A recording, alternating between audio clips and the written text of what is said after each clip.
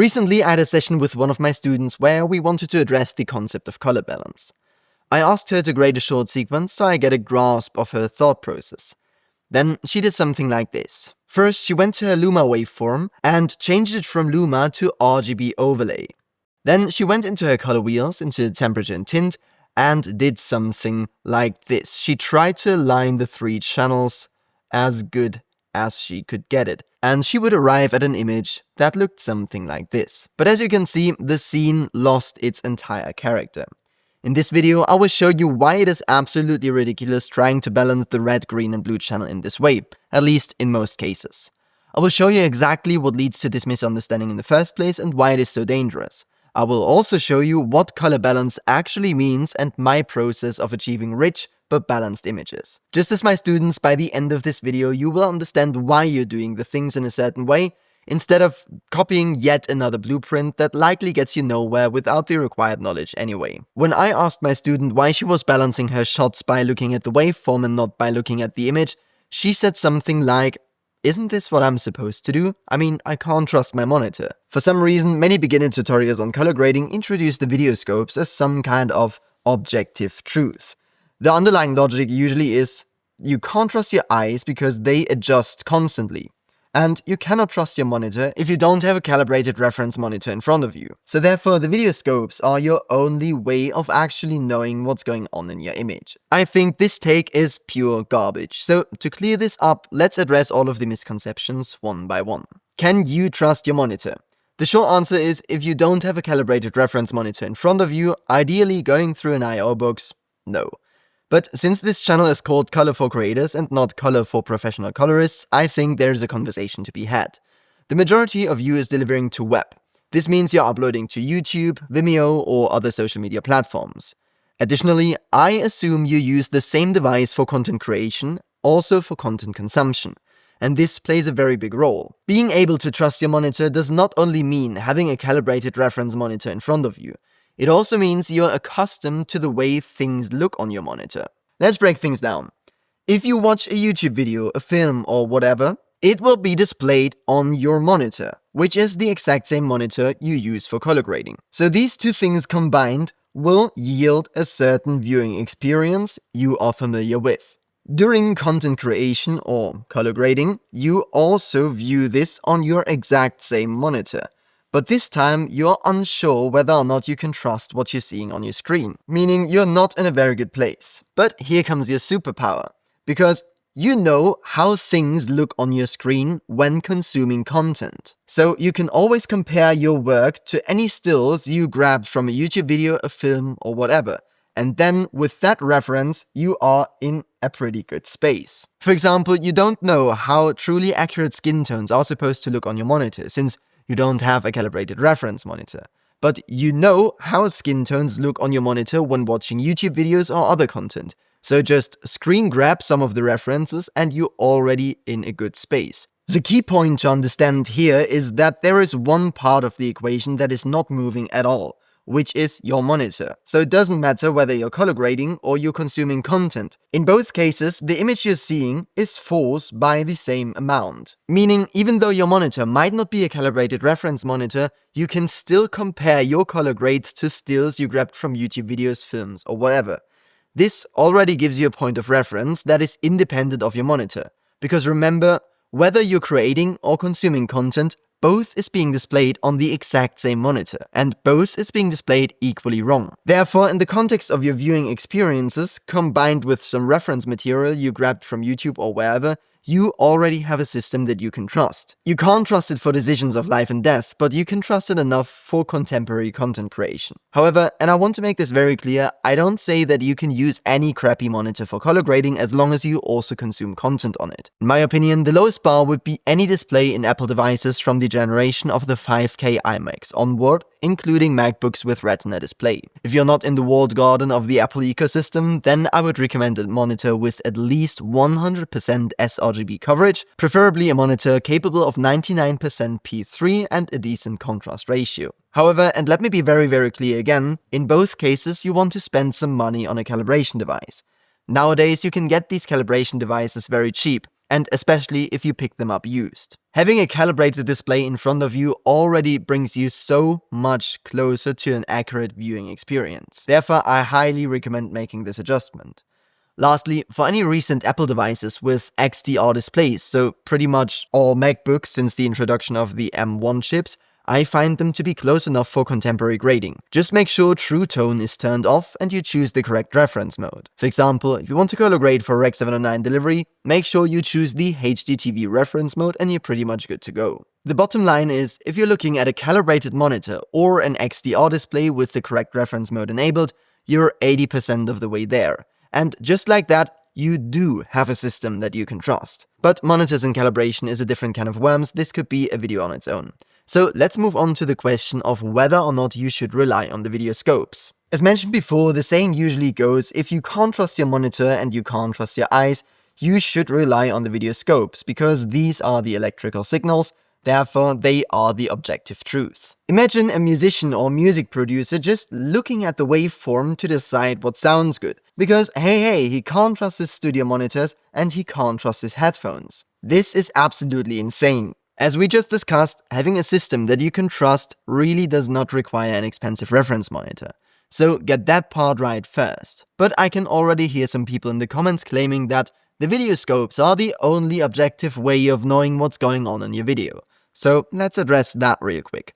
On some days, 20 degrees Celsius feels warm, and on other days, 20 degrees Celsius feels cold. Your thermometer, so to speak your video scopes, always tell you the objective truth. It's 20 degrees Celsius. But frankly, I do not care about your objective truth in the slightest when I want to decide whether or not I should put on a jacket. To make this decision, I only care about how warm it feels for me. My core message is that at the end of the day, we're engaging in visual art. It's just about your ability to shape an image so it serves your story. It's about your taste and your creative intent. I do not care if you clip your red channel to get there. Your viewers don't care, and you shouldn't care either as long as your color grade doesn't fall apart. I'm not saying you should disregard the scopes entirely and do whatever you want. It's more of the case that these are your flight instruments and you're the pilot. They should inform your decisions, but ultimately it's up to you what you do. With that knowledge in mind, we need to understand what color balance actually is. If we don't understand what we're doing, we are always at the risk of making mistakes that could ruin our entire color grade. First, let's have a look at the method I showed you in the beginning where we aligned the red, green and blue channel. As you can see, this is just a solid color.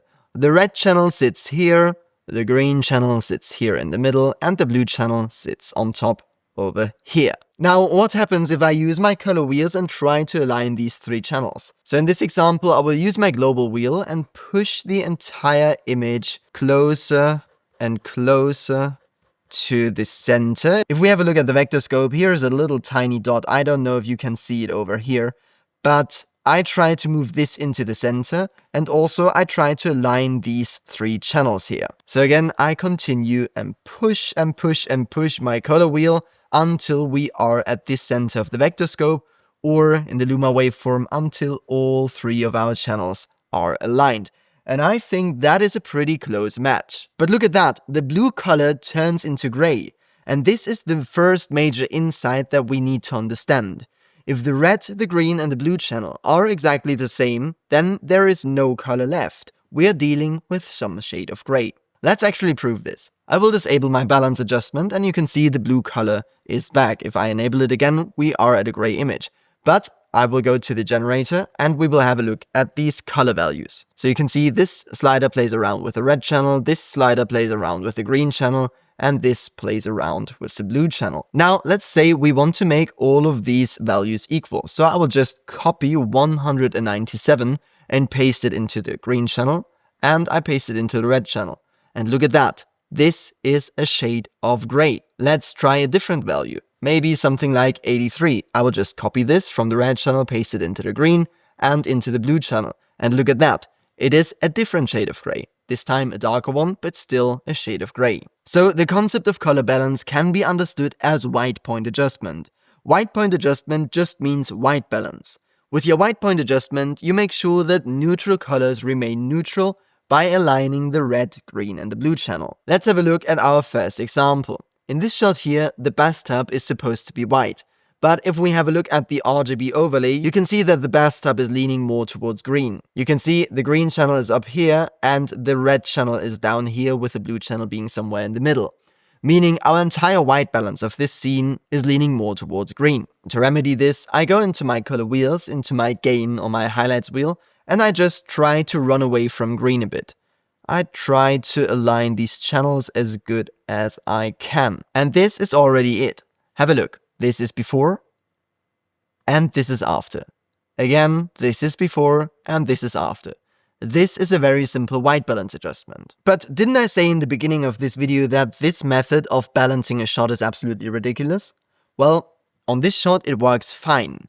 Let's have a look at another shot. In this shot you can see a plane in the hangar and the entire scene is lit by the sun. If we have a look at our vector scope and our waveforms, you can see the shot clearly leans heavily towards yellow. To balance this shot using the same method as before, let's try to find a neutral color. And the only neutral color in this scene we can use is the concrete floor, because a concrete floor is supposed to be gray. To make our lives a bit easier, I will just sample this area and then go into my color wheels, use my highlights or gain wheel, and I try to run away from the color shift we're currently at. I think something like this will work out. So let's have a look at this shot. I will disable this, and you can see the concrete floor is now clearly gray. But also our entire shot has lost its character. Let's compare this. So this is before, and this is after. Again, this is before, and this is after. So how come this method of balancing a shot looks great on one shot and absolute garbage on another? Now it's time to peek behind the curtain and try to understand the actual idea of color balance. Color balance can be understood in two ways. The first one is white point adjustment or white balance. White balance is what we're trying to achieve by aligning the red to the green to the blue channel. We're trying to make these three channels similar. So depending on how smart the algorithm in your camera is, it's always trying to achieve a quote-unquote balanced image by making these three channels similar to each other. In our example with the bathtub, this would mean our image would look indeed like this and not as it did like this. So remember, this is the image that we were starting with. And this is the image that we got with just a simple white balance adjustment. So sometimes this is absolutely amazing. But if we move on to our second example, our camera's auto white balance would have produced an image like this, and not as we have like this. And I would argue that this image is much more accurate to how a shot during sunset should look like. And in return, the quote-unquote balanced image looks absolute garbage. So there has to be a second interpretation of color balance. And you're absolutely right. You are not a camera. You are a human being, and what you're seeing are cognitive experiences. Our brain is super smart when it comes to understanding scenes as a whole. This makes the second interpretation of color balance a messy one, because understanding scenes and understanding them as balanced is, as I just said, a cognitive experience. And cognitive experiences rely on context. If we have a look at the shot of the plane in the hangar in full screen, we can see that we have elongated shadows here and here. Also, we have a strong light leak at the top right of the image. And now if I disable our balance adjustment, this scene makes much more sense, because in the context of the scene with the light leak and the elongated shadows, we as human beings are smart enough to understand that this is supposed to be a sunset. Also, if we have a look at the shot as it is, and I asked you what color this floor is, you would probably say it is gray, because just from the context of the scene, you can conclude that this is a concrete floor, we are lit by the sun during sunset, and therefore this is gray, even though it is yellow in this image. This works because, again, we do not see individual colors, we see and understand scenes as a whole. We see these elongated shadows and the light leak on the top right corner, and all of this indicates that this shot was either recorded very early in the morning or very late in the evening during sunrise or sunset. We as humans have perceived many sunrises and many sunsets, so we know that the sun is making everything appear yellow and orange, even colors that are supposed to be neutral. If we have a look at this shot and I ask you what color this rocket is, you can conclude from the context of the scene that this rocket is made out of paper and tinfoil. Even though the entire scene is illuminated by the setting sun, you would still conclude that this rocket is white. Or let's move on to the next shot. I mean, your first guess wouldn't be that this person must be a Smurf just because his skin color is blue. We understand the entire context of the scene, and our talent is illuminated by these blue light sources, and therefore his skin appears to be blue as well. So what it actually takes to achieve balanced images is your ability to reproduce experiences through color grading. And you can only do that by relying on your intuition. But this is a color grading tutorial and not a yoga class or a philosophy lecture. Telling you to rely on your intuition is of limited utility. So here is hands-on my thought process and approach when balancing these images. Firstly, 9 times out of 10 I only use my primary color wheels, lift, gamma, gain, and sometimes offset. I know that there are debates about the best balancing technique, and yes, I am aware of balancing in linear and DaVinci Resolve, and I am also aware of chromatic adaptation, but this would be a separate video. In the vast majority of cases, lift, gamma, gain is all you need. By the way, in most applications, your highlights or gain wheel is mathematically identical to the temperature and tint slider. So this is how the temperature and tint slider work. If you take a look at mainly this representation here, you can see that everything shifts in a linear fashion. And if I use the gain wheel, you can also see how everything shifts in a linear fashion as well. So again, in most applications, the temperature and tint slider and your highlights or gain wheel will be mathematically identical. However, I do prefer the wheels over the temperature and tint sliders, because if we have a look at a shot like this, you can see how everything sits, here is the center, how everything sits in the top left quadrant here. And if we have a look at the adjustment I needed to make to quote-unquote balance this image, you can see it is the exact opposite. So if I enable this, you can see this is how the image looks now, and this is how the image looked before. So the vector scope gives me a nice indication of what I need to do with my color wheels, or more generally speaking, where I need to move my color wheels. With the tools out of the way, let's actually balance these images, and I will try to explain my thought process as good as I can. Firstly, the scene in the bathtub. Again, I will just use my highlights or gain wheel, and I try to run away from green. And this is already it, I think. Let's have a look. So this is before, this is after. Yep, that's absolutely doing it for a balance adjustment. Again, before and after. So my thought process here is that the bathtub is supposed to be a neutral color. Therefore, I go into my RGB overlay and I try to align the 3 channels in the bathtub.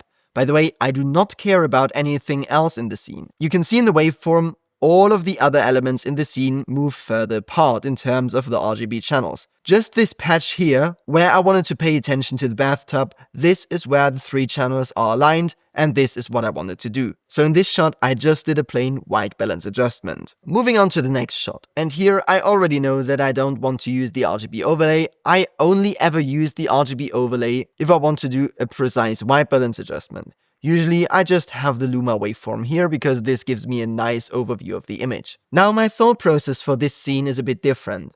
I mean, this is clearly supposed to be a sunset, but at the same time, in the back of his shirt, you can see the colors are pretty polluted and the shadows are very warm. And if you ask me, I don't think this looks close to reality.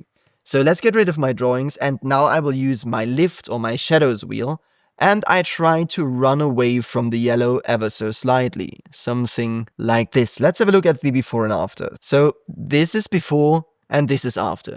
This already looks a lot more balanced. And also, if we have a look at the Luma waveform, you can see how these edges down here become white and less colored. This means we are achieving color balance in the shadows if I toggle the before and after here. But at the same time, I do not like the overall color balance of the image. So I go into my highlights or my gain wheel and I will push that more towards orange. And I think something like this looks more like a sunset to me.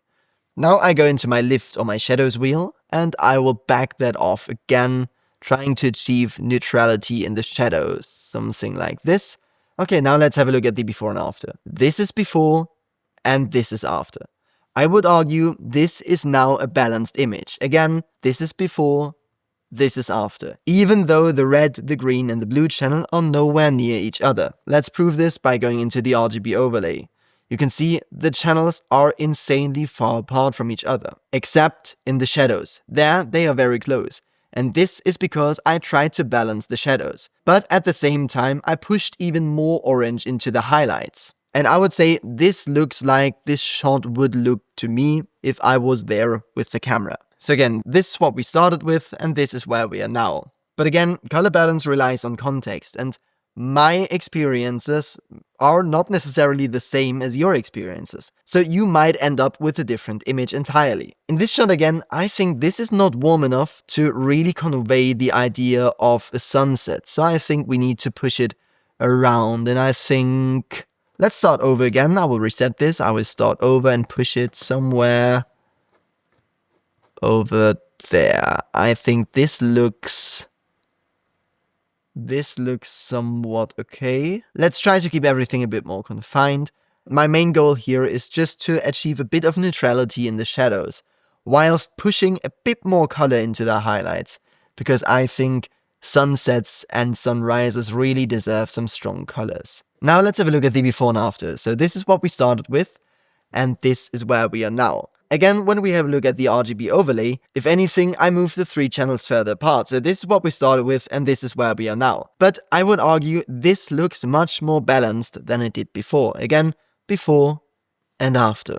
I think this looks much more lifelike. Let's switch back to the Luma waveform. Last but not least, here is our talent playing a guitar. And in this shot, I do not really like the cyanness or the tealness of the lights. So I want to push them a bit more towards blue, just to give them a more confined color. And at the same time, I want to clear my shadows up a bit, because the entire image feels a bit polluted. So I'll push that in this direction, and the lights into, and the lights into that direction as well. Let's have a look. And now if you have a look at my Luma waveform and these bits here, 1 and 2. So those are these 2 corners here and here. You can see if I toggle my adjustment on and off, how I pushed a bit neutrality into the blacks. So again, this is before and this is after. Again, before and after. I tried to make my shadows a bit more neutral, and at the same time I just wanted to achieve a very nice blue hue for the lighting in the scene. In this video we talked about color balance, but there are some equally wrong misconceptions about the brightness in your image. You probably heard that you should stretch your image between 0 and 100 in the waveform, right? Yeah, in most cases that's absolute bogus, so watch this video next if you want to learn how bright things should be.